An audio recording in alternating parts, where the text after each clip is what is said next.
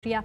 नाज़रीन, आज मरियम नवाज साहिबा ने सीएम पंजाब ने एक तकरीब के दौरान जजेस को कड़ी तनकीद का निशाना बनाया है और मखसूस नशिस्तों का फैसला आने के बाद अपना एतराज़ उठाया। इस पर कुछ अहम स्टेटमेंट्स उनकी तरफ से जजेस पर उन्होंने इल्ज़ामात लगाए और उन्होंने कहा कि ज़मीर की आवाज़ नहीं सुननी चाहिए बल्कि आइन और कानून के मुताबिक फैसले करने चाहिए। मुज़म्मिल साहब, पहले मरियम नवाज साहिबा ने जो कहा वो सुनवा दें, फिर उसके बाद आपका तबसरा। मरियम नवाज साहिबा क्या कह रही हैं, जजिस पर एतराज़ात किस तरह से उठा रही हैं, सबसे पहले सुनवा दें।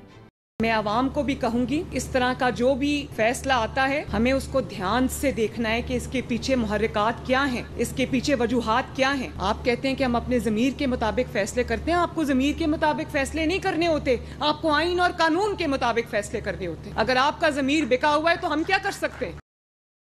मुझे बड़ा संगीन इल्ज़ाम है कि अगर आपका ज़मीर बिका हुआ है तो फिर हम क्या कर सकते हैं। बड़ी इस टाइम गुस्से में, अगर आइन और कानून के तनाजुर में देखा जाए तो बात ठीक कर रही हैं।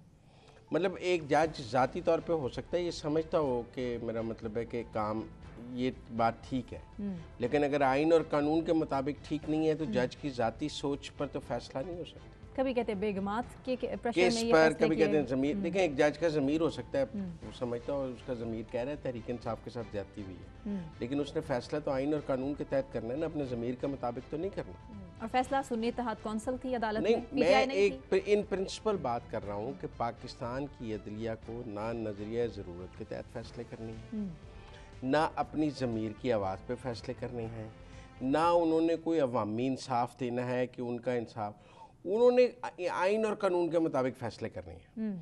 अगर कोई चीज़ आइन और कानून में है तो वो फैसला कर सकते हैं, अगर कोई चीज़ आइन और कानून में नहीं है वो फैसला नहीं कर सकते। अगर ये बात मरियम नवाज कह रही हैं तो गलत तो नहीं कह रही। अच्छा। और जजेस को वाकई अपने ज़मीर के मुताबिक फैसले नहीं करने, उन्होंने आइन और कानून का हलफ उठाया हुआ है। उन्होंने वो एक चीज़, उनके ज़मीर कुछ भी कहता रहे, उन्होंने तो आइन और कानून को फॉलो करना है। ये शिकवा जवाब शिकवा तो नहीं शुरू हो जाएगा। बिल्कुल, जब एक तकरीर का जवाब दोबारा एक जजेस ये कहते हैं कि हमें पता है क्या हुआ है, हम ये कहते हैं उनका पता होना उन्हें ज़रूरी नहीं है। उन्होंने तो केस देख के फैसला करना है, फाइल पढ़ के फैसला करना है, दलाइल सुन के फैसला करना है। तो मैं समझता हूँ कि इस हद तक तो जज, अब ये चूँकि जजेस भी सियासी रिमार्क्स देते हैं तो फिर सियासतदान उन रिमार्क्स का जवाब ना दें तो फिर वो एक जमात का बयानिया चलने लग जाता है। तौहीन अदालत के नहीं, इस पर आप क्या तौहीन अदालत लगाएंगे। वो कह रही हैं ज़मीर के मुताबिक फैसले ना करें, आइन और कानून के मुताबिक फैसले करें। ये तो कॉन्स्टिट्यूशनली बात ठीक है कि आपने आइन कानून के मुताबिक फैसले करने हैं। वो आइन कानून के मुताबिक फैसला गलत है या सही है, होगा आइन कानून के मुताबिक, लेकिन आहनी हाथों से भी निपटा जाएगा, ये भी कह रही हैं। क्या कह रही हैं मरियम नवाज साहिबा, वो भी पहले सुनवाते हैं, फिर उस पर तबसरा। मैं सुप्रीम कोर्ट के जजेस से ये अर्ज करना चाहती हूँ कि चलने दो इस मुल्क को। जिस शख्स को आप वापस लाना चाहते हो वो शख्स इस कौम का मुजरिम है। आपके लिए हम इतना आसान नहीं होने देंगे। इंशाअल्लाह ताला ये हुकूमत 5 साल पूरे करेगी। अगर किसी ने इसको डिस्टेबलाइज करने की कोशिश की, किसी ने पॉलिटिकल इंस्टेबिलिटी लाने की कोशिश की, तो उसके साथ आईनी हाथों से निपटा जाएगा। आहनी हाथों से निपटा जाएगा, डिस्टेबलाइज करने की कोशिश की तो। देखिए, अक्सर हमारे सियासतदानों को ना गिला होता है कि फौज या एस्टेब्लिशमेंट हुकूमत गिरा रही है, ठीक है ना।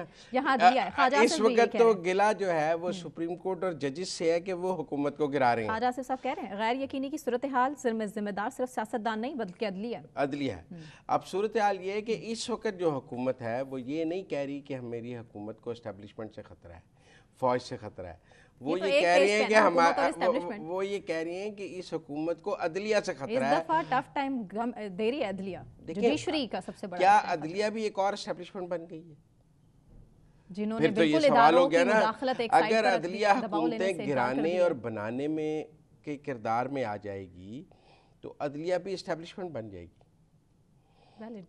ठीक है ना। क्योंकि और एस्टेब्लिशमेंट ये काम करती है तो हम पसंद नहीं करते, तो अदलिया करेगी। तो देखिए, अगर अदलिया ने वज़ीर आज़म को निकाला है माजी में एस्टेब्लिशमेंट के साथ मिलकर, तो अदलिया पर मलबा कम आया है और एस्टेब्लिशमेंट पर ज़्यादा है, ठीक है ना, क्योंकि सबको पता था कि पीछे एस्टेब्लिशमेंट है, सियासतदान कुछ नहीं कर सकते, ठीक।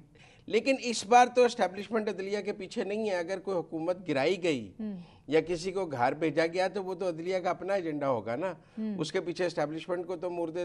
आज तक अदलिया बचती रही क्योंकि बीच में ये कहा जाता रहा पीछे तो एस्टेब्लिशमेंट थी ना, एस्टेब्लिशमेंट थी ना। वो जो साकिब निसार साहब ने किया, पीछे तो बाजवा साहब करा रहे थे ना, नाहली उन्होंने कराई, वो फैज साहब करा रहे थे ना, जनरल फैज करा रहे थे। जजेस पर इल्जाम कब आ जाता था, लेकिन अब जो पॉलिटिकल स्क्रिप्ट में इंटरवेंशन होगी,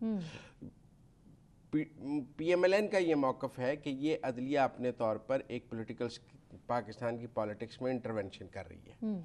और मैं समझता हूँ कि कल हमारे साथ प्रोग्राम में शाइक उस्मानी साहब भी थे, उन्होंने भी कहा कि जुडिशरी को पॉलिटिकल मैटर्स से दूर रहना चाहिए।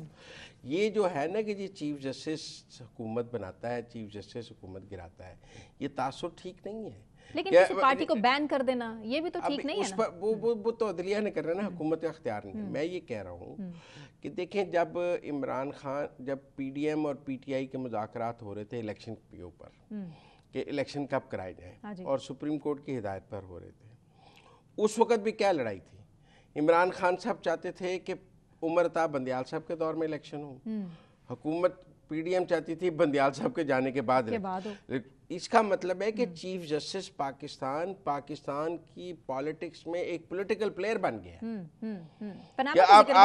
अब ये सोचा जाता है कि फलां चीफ जस्टिस आएगा, उसकी क्या सोच है, वो किस पार्टी को होगी, उस पार्टी को सपोर्ट करेगा ना। और यही वजह है कि एक्सटेंशन की बातें भी फिर इसीलिए देखें ना, अब वो ये कहते हैं कि जी पिछले 4 चीफ जस्टिस PTI को सपोर्ट कर रहे थे। साकिब निसार साहब PTI को सपोर्ट कर रहे थे, आसिफ सईद खोजा साहब PTI को सपोर्ट कर रहे थे, गुलजार साहब PTI को सपोर्ट कर रहे थे, उसके बाद उमर अताब बंदियाल साहब PTI को सपोर्ट कर रहे थे। तो जो PTI का राइज है वो फौज और एस्टेब्लिशमेंट से ज़्यादा अदलिया के कंधों पर है, क्योंकि 4 चीफ जस्टिस ऐसे आए जो PTI को सपोर्ट कर रहे थे, एक नहीं कर रहा तो आप उसके खिलाफ हो गए हैं, क्योंकि आप ऐसे चीफ जस्टिस के बगैर गुजारा ही नहीं कर सकते जो आपको सपोर्ट ना करे। और आप वो कह रहे हैं कि जी बड़ा ये कहा जा रहा है जी अगला भी हमारा आ रहा है।